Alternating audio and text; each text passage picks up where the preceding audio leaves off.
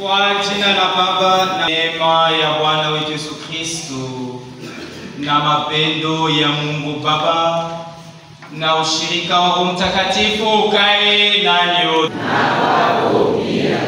Wana wa binti watoto, amani, furaha.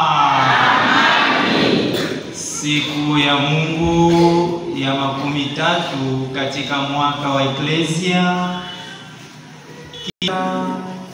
Kisha kufanya mapasho yetu mbalimbali, leo tunaheshimia siku ya Mungu kama vile imani yetu inatufundisha, kama vile amri ya Mungu inatufundisha.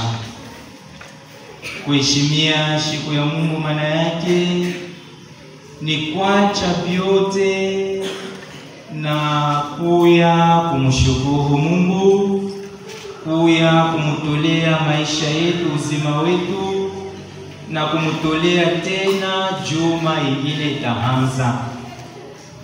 Na twajua sisi waamini wa Katolika tunaishi kwa Eukaristia. Maana yake ni Kristo mzima tunapokea.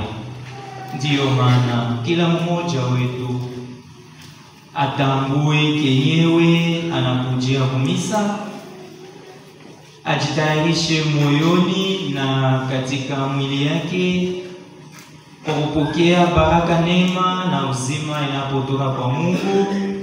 Na haya yote jinsi tutasikiliza maandiko matakatifu kupitia sala ya kweli. Chibote tuko mu nyumba ya Mungu, hatutatoka mushibote pamoja. Ndio fundisho kubwa katika somo la kwanza Injili hata somo la pili.